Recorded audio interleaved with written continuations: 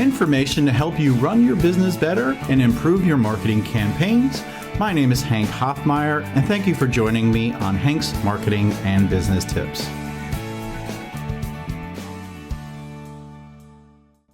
Here to help me celebrate episode 300 of the HMBT podcast is Dela.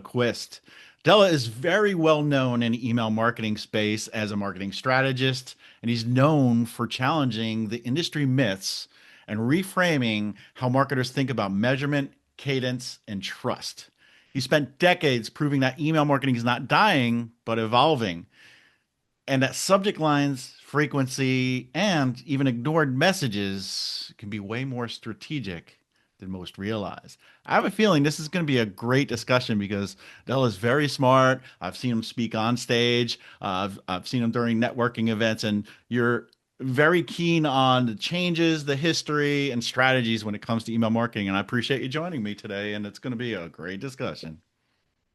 Thank you. Really kind. And I'm really looking forward to this. When did we last actually see each It was other? In at Atlanta, Inbox wasn't it? Expo, not the one in Austin, but the one in In Atlanta. Atlanta. Yeah. Yeah, that was That's where I it. last saw you. It was great. Yeah, and Yes. we put a bet out there because when conferences give out T-shirts, I came up with a way to say, hey, what do a whole bunch of people, including you, how many people do you think are going to wear the T-shirt the next day? And from what I remember, you came the closest as far as the number, and I think you padded the numbers because you wore yours under your button-up shirt. That's right. That's called strategy. Absolutely. Oh dear, yes, I remember it well. So yeah, looking forward to it. Yeah, let's hop right in because I know that you think differently than most people that use email marketing because you are a true strategist and you debunk some of these myths that are out there. And one of them, I mean, let's just front load this episode is there a way to send too many emails to a list in general? Obviously, there might be people that have a list of 100 and some people have a list of, 150 million. Is there a way to send too many emails? In other words, frequency. The short answer is obviously, and that number will vary from list to list. But I can also say that no one ever tested that, right? No one ever tried. No one ever took 5,000 people and said, let me see what I could do, right? And then I'd have the true number. So it shows to me that it's not something that's based on truth. It's based on belief. Right. So now let's go back to can you send too many emails? We'll start by what the expectation is, right? So the first thing I ask is, what do you expect if you signed up to a new travel website, right? Their email, right? They're all the same thing now, but Expedia, yada, yada, yada. There's about 4 or 5 of them. You sign up, Kayak, blah, blah, blah. How many emails do you think you're going to get, right? Now take Amazon or Temu or something like that. How many emails do you think you're going to get? Now take your insurance company or your credit card. How many do you think you're going to get? And very few people sign up to a list without an expectation that they're going to get multiple emails a week. If they don't, they just don't live in reality, right? So you're starting from what the expectation is. And if you find that you're sending significantly less than your competitors, then you've got a problem, right? If you're sending significantly more than your competitors and you're doing well, then you don't have a problem. If you're doing badly, then maybe you'd rethink it. Okay. So that's probably the second part of the frequency. I like that because it also can be part of the industry you're in too. Like we both wear glasses, and I used to manage an account that sold reading glasses, and he was sending out emails like every other day, just promoting reading glasses. And I asked him, how often do people buy reading glasses on average? He's like, maybe once or twice a year. And I said, you're trying to sell to them 2, 3, 4 times a week. Does that make sense? Because he had an abysmally low open rate, right? And then the click rate was even worse. Once we started changing the strategy and a little bit less frequency, but more value in email, he saw an increase in his open rates, engagements, and thus more How did sales. revenue do? But like you said, with travel, we No, but like to how did travel a revenue lot. do? You said, and thus more sales. So you're immediately conflating two huge variable changes, right? Adding value to the program and doing something else. Okay. So straight away, I'm like, okay. I mean, I'd prefer to put it to the value because that's where I'd be going. The second thing about it is that the really interesting things about reading glasses. Okay. I mean, I love these examples because I can speak to a real example that everybody understands. Yeah, how many times do they buy? Yeah, maybe 2 times a year. Okay. But everybody? No. Can he predict who is? Does he know who's going to step or have their dog chew their reading glasses that morning? He doesn't know any of those things, right? So his alternative to email, which costs him like 50 cents a thousand, and if he's doing what I'm thinking, he's not got that great a list, that big a list, unless he's nationwide, whatever it is, and he's got millions, that's a different issue. So it's about like saying, hey, you know something, I'm gonna put a new billboard outside your store because I know this guy walks past every day. You don't sit down and say, well, he's only gonna buy 2 times a year, so I'm gonna turn off the billboard, the electric billboard every time he walks past because otherwise he'll get mad about it. Or if you could afford TV, if you had a cable channel that just covered your area and your location and you could get 2 free slots a week, you'd be asking for five, right? So that's the second part of email in terms of frequency that oftentimes people don't really consider.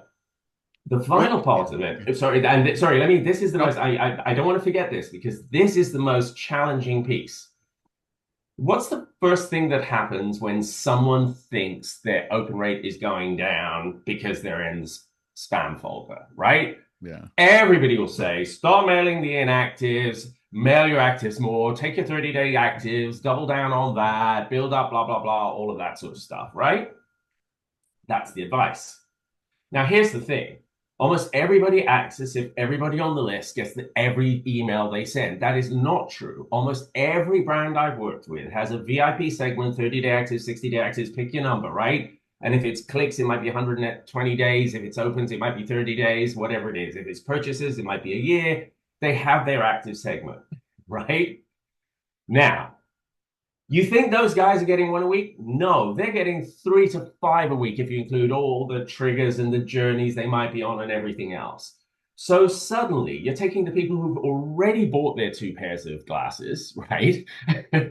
And you're doubling down and sending them more and more and more because you've been told that's the way to improve your deliverability.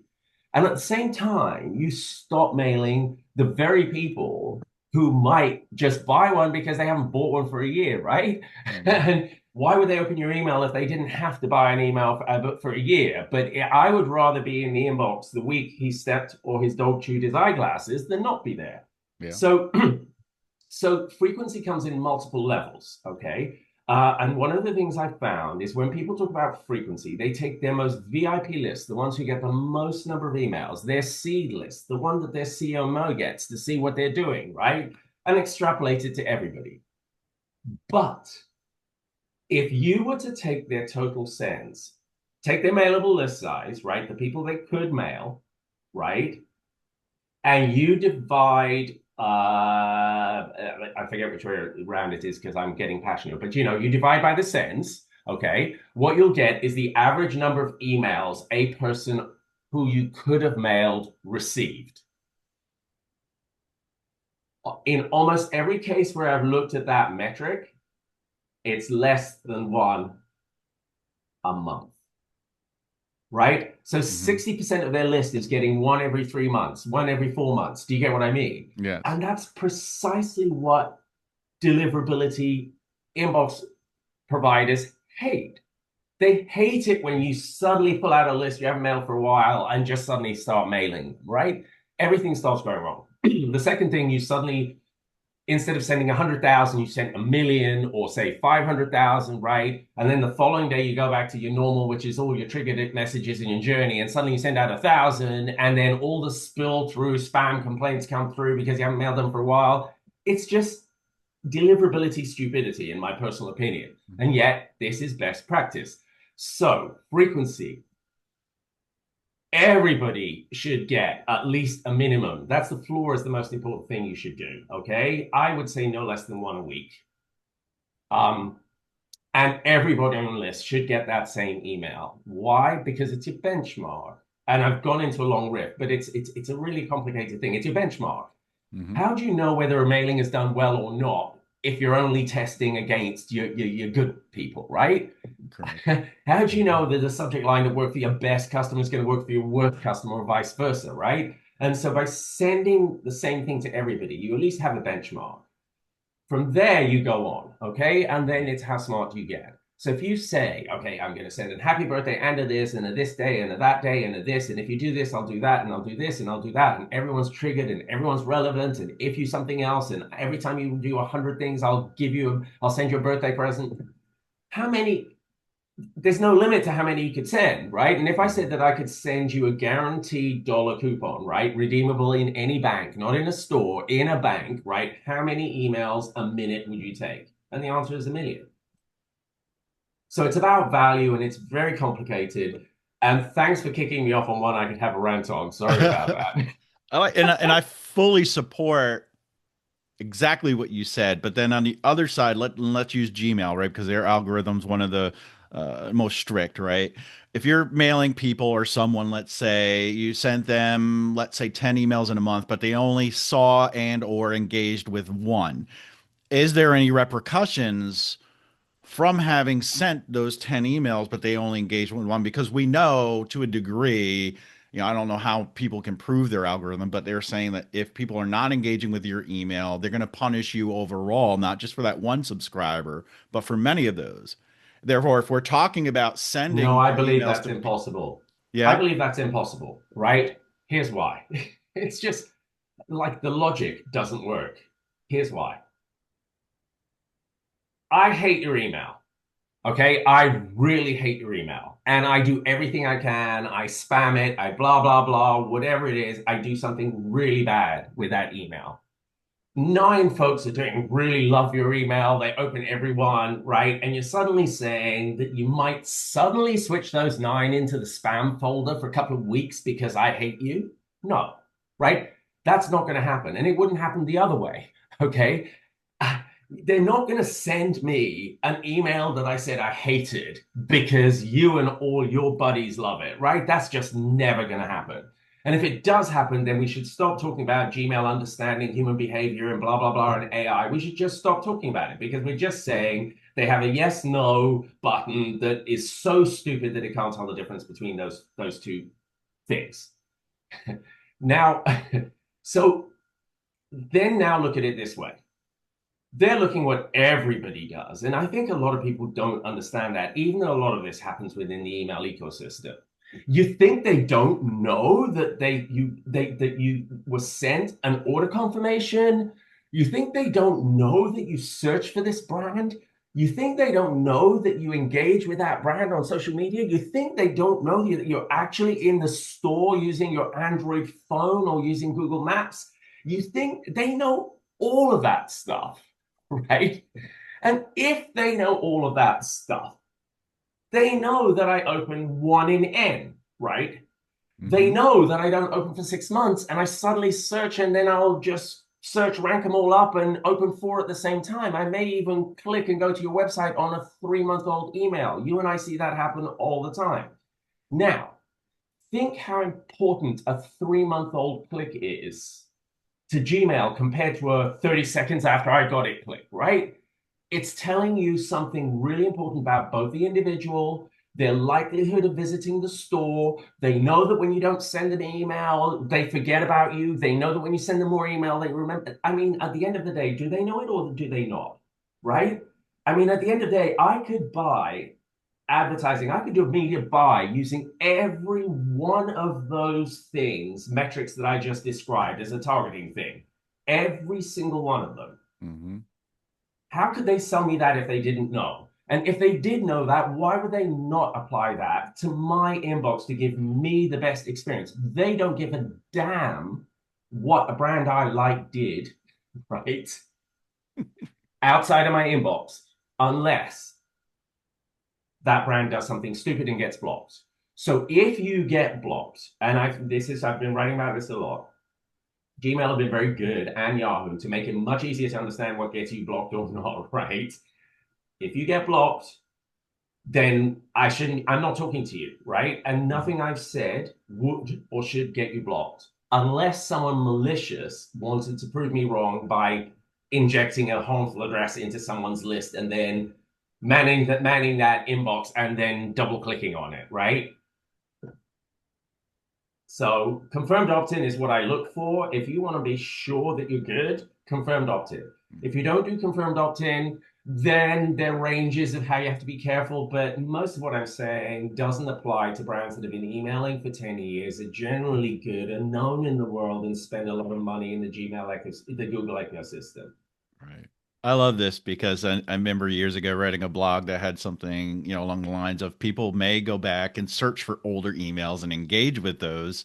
That's why it's always good to have that brand awareness in the inbox. It doesn't end with that limited time of when it's in the inbox and it gets pushed down by other emails. It's still there and can be searched. And I still search for emails to this day.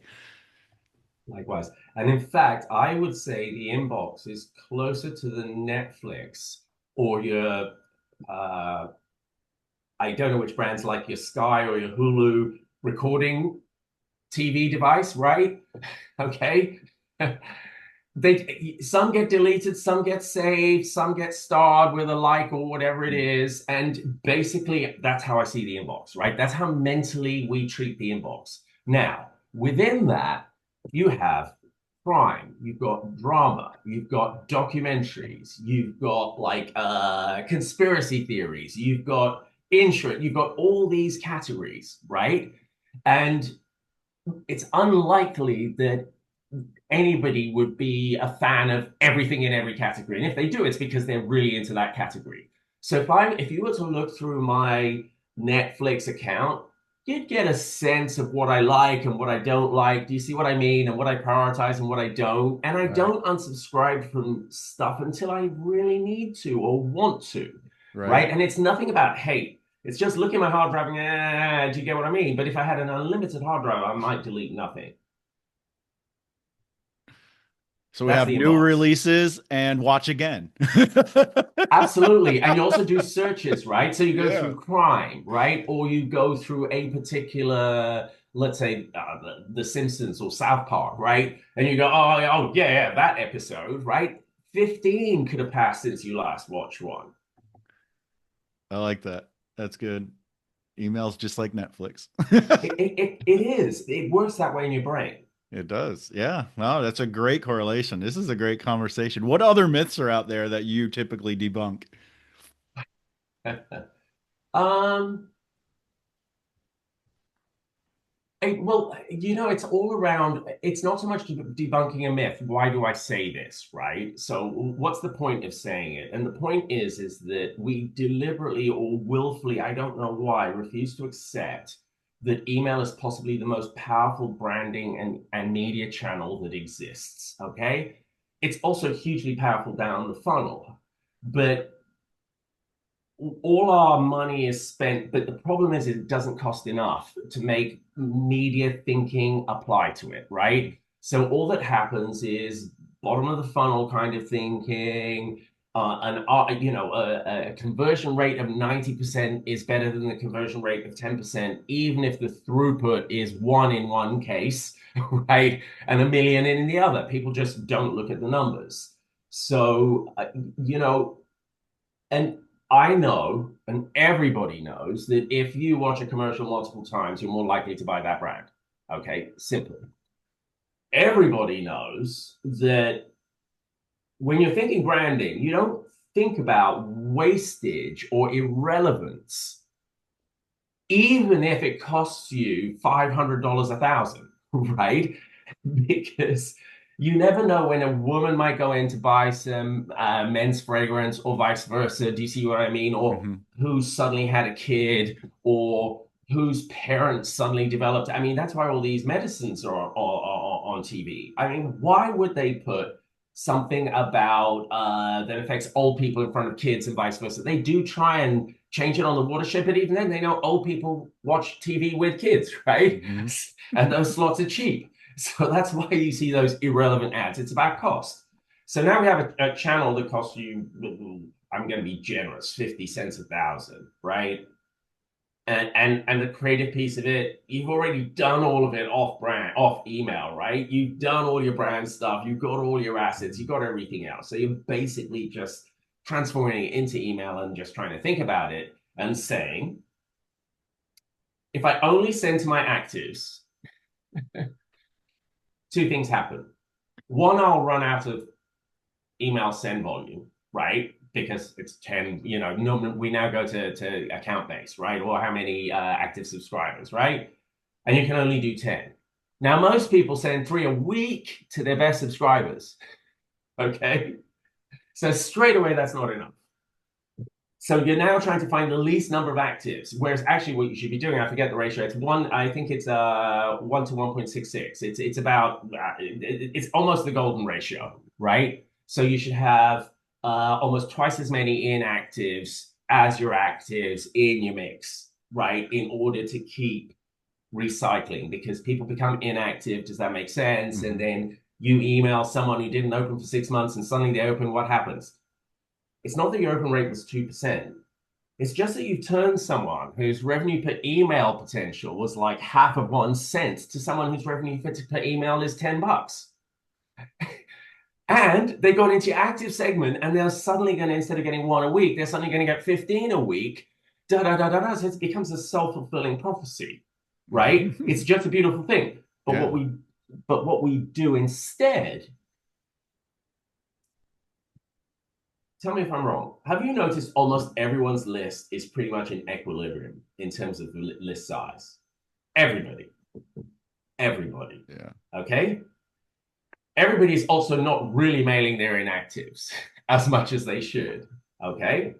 So where do you think these folks are coming from? Acquisition. So they're paying to replace the people falling out the bottom at top dollar, right? And because it's so expensive, that's why their lists aren't growing, right? Their lists aren't growing because as soon as they reach it, so long as it's not falling, right, then I stop spending.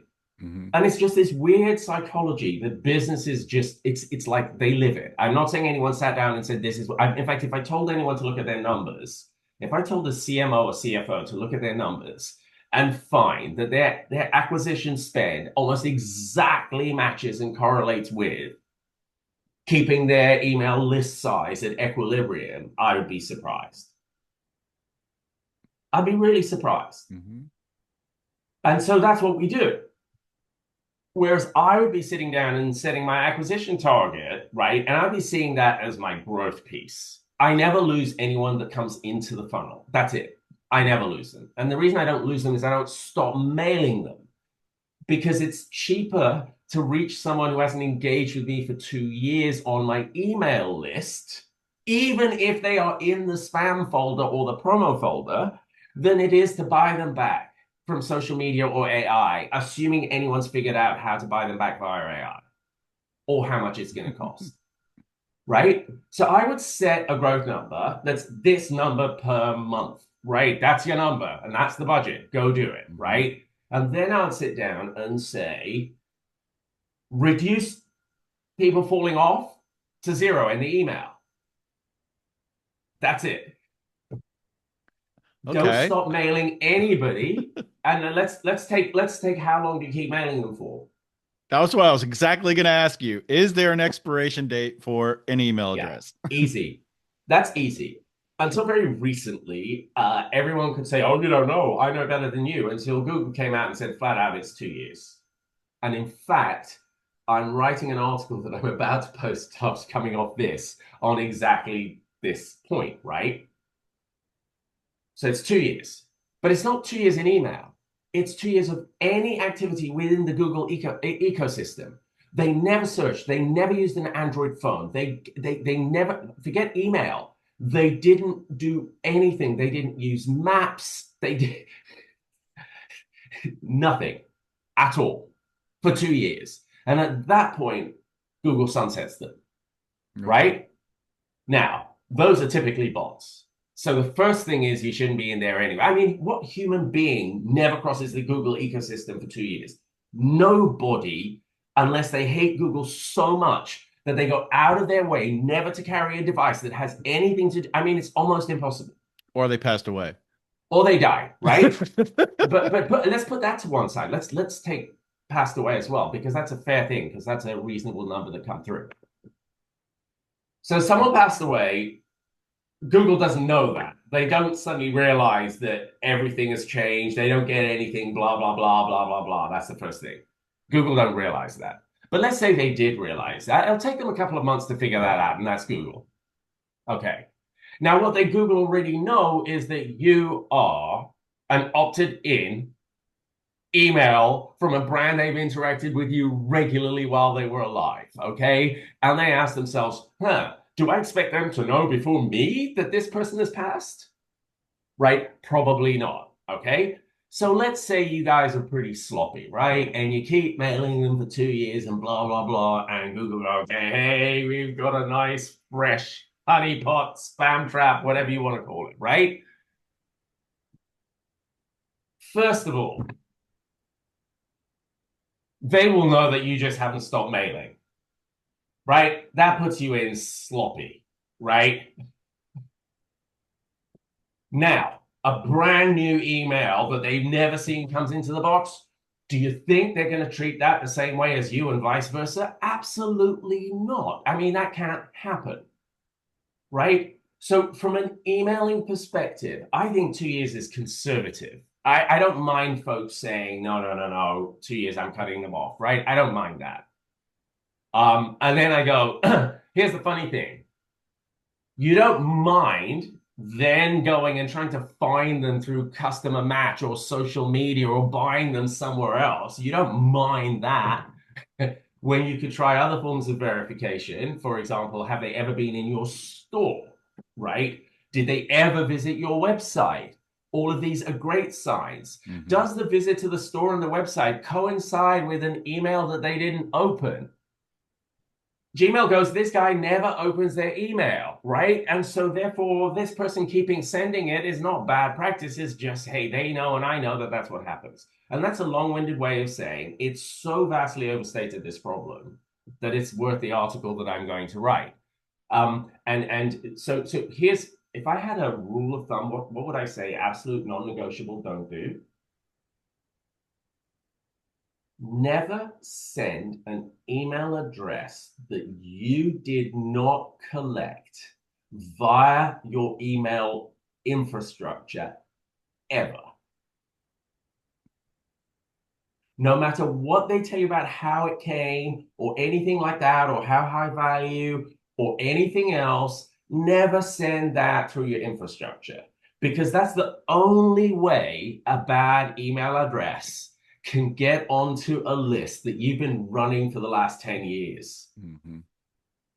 It's the only way, right? Again, malicious bad actors to one side, but put that to one side. It's the only way it can come on. So if your rule, and my feeling is, if they think it's that good a list, right, get them to send your message as a co-brand. Let them take the deliverability hit and challenges. And maybe you're right. Maybe it is a good list and Gmail are completely happy with their sending behavior, but that's for that email on this list, not that email on your list. Right? And so that's basically it. And I always struggle with the idea of list buying. To me, list buy, you buy it and you send it on your, never, right? List rental is a different thing. Does that mean you have a list and I pay you to send my email?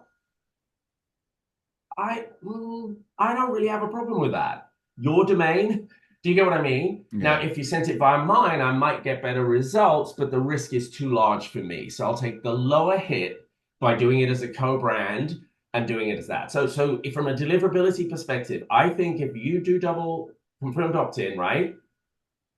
And you never mail an email address that you didn't organically collect, even if it's human, like someone went to a show, picked it up, you get what I mean, and got a business card and typed it in, or a call center or something like that. If you never do that, you'll be fine.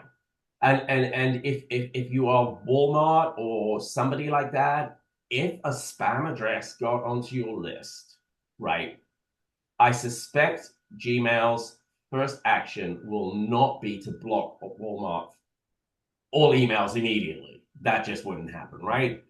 They know. I mean, they go, oh my God, They may even talk to Walmart and say, hey, listen, there's some bad actors around or whatever it is. Do you get what I mean? They would Yeah. understand that that's a mistake. Now, if you're starting up, that's a different issue. And when you're starting up, you have to build a reputation and get to a place. And the other thing, you probably have to be a large enough sender for Google even to notice or care. Yeah. And that's tough Yeah. for a Because lot of smaller businesses. it must be tough for you to, I guess, I don't know if you work with smaller businesses, but anybody who does, like, a lot of data doesn't show in Google Postmaster tools if you're not sending a lot of frequency. It's just hard to figure out what your deliverability is. I mean, you can feel and like see and guesstimate, but yeah, you don't really have hard data to look at.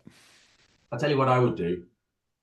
I'd only work with an ESP that has superb shared IPs because you're down to the ESP, Yeah. right? It's nothing but that.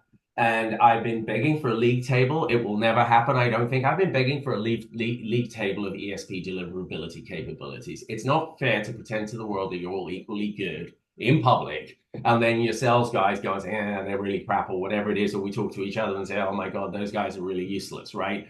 I don't think that's fair to the industry, in my humble opinion. I know why it won't happen. But I do think in an RFP, and I've been told this many times, no one cares about deliverability. They just put the question there, and all you have to do is check the box. And I'm not saying that that's in a malicious way. That's all the buyers care, right? Just check the box. Yeah, they've got good deliverability. Okay.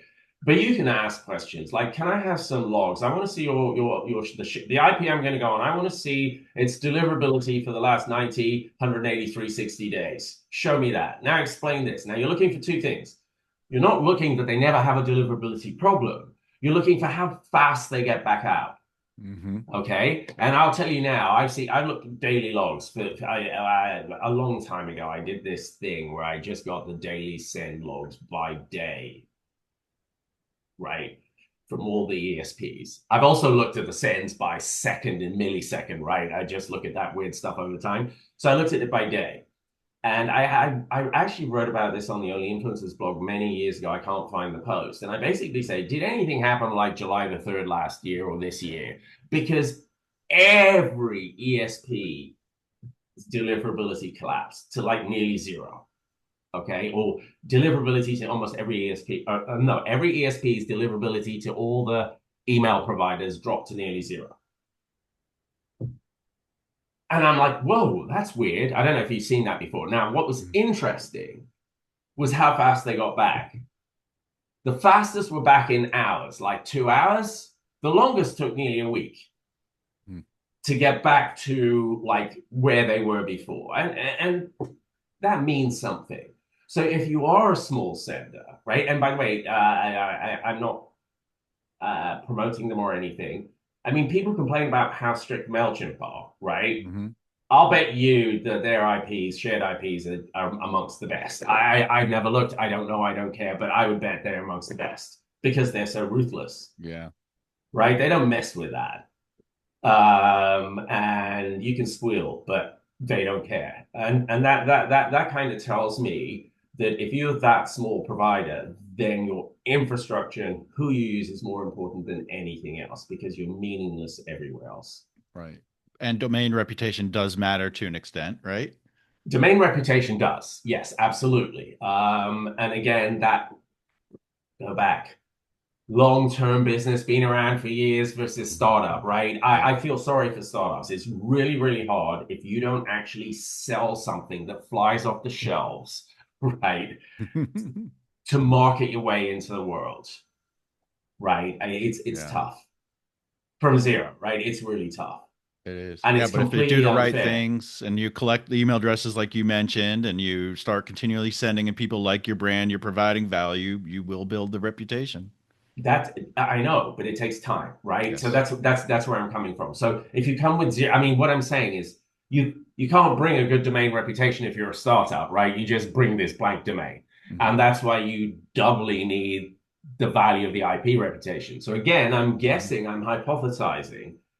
If I was Gmail, right, and you showed up as a Mailchimp customer, I would probably be feeling pretty relaxed about you from the get-go. Hmm. I would be. Right? Come from somewhere else, not naming names, yeah, and I'm only naming Mailchimp because I just know them inside out. They've been around forever. I followed them from the very beginning. There's lots of new people out there who I'm not that familiar with. Um, uh, yeah, but anyway, so that would be a view, and I just think we should stop acting as if Gmail and their algorithms are stupid. They're not. No. But a lot of marketers or email marketers think about the negatives that they tend to look at, but you are pointing out all the other signals that actually help you and think differently about your email marketing campaigns. That's why I'm so glad that you came on the show today. And it sounds like you do great when you work with brands and customers. How can people find you, learn more about what you do, and possibly even work with you? Um, the easiest way is LinkedIn on my website, delaquist.com. Pretty easy to find me. I love speaking and I call it networking first. So I'll talk to anybody. So if anyone, and I love it when people bring me a problem. If I can solve it in an hour for free, I'm the happiest person that day. It just makes my day. I couldn't explain. If it then turns into work, great, that's fine. But one of the things I say to people that I'm additive, not fractional. So anybody coming to me saying I need a spreadsheet or I need a report or I need you to prove X or Y or Z, then I'm not the person. But if you want me to say, listen, I bet you've been here before. What did you do? What did you think? I now I've probably spent more than 20,000 hours in thinking about data and digital marketing and email in particular. There's very little I haven't seen. And I love networking. And it could be about your career, it could be about your team, your job, what you're trying to achieve, your business, startups, VCs. I just enjoy the chat. And when I used to run and work for my own agency, my business development team used to hate me because they say, you just give all this crap away. We should be selling this, right? I could have put. So basically, if you want to get in touch, the easiest way is my LinkedIn profile. You can schedule a meeting with me there, or my website, delaquist.com. And really, I encourage people with puzzles or questions about the market or themselves or their industry or their business or their product, because I love puzzles. So please do. The other thing is, I have two LinkedIn newsletters that I'd encourage you to subscribe to. One's called the frequency file, which is predominantly about email, and the other one is called Thinking Aloud, spelt ALLOWED. And that's just about mad thinking. So subscribe to either or both. Thank you. I highly encourage you to sign up because Dell is very smart. He can help you out with all those puzzles, even if there's parts missing and you can't find them. He'll figure out a way to get everything going smoothly and give value to your audience. And then more importantly, you'll keep getting those emails until you're dead and Gmail closes your account. You'll just always Touche. have that great sense of strategy and email marketing knowledge and all these great tips and information you shared that I've actually never really discussed in detail. So yeah, make sure also to check out Kickbox if you need to validate email addresses, whether it's in real time or through a list or an integration. Kickbox supports this show. You can use code HMBT to get 5,000 free credits rather than the 100 that you get with a free account. Dela, it was an honor to have you on for episode number 300, and I hope to have you on the show again in the future. Thank you very much. Me too. All right, have a great day, everyone.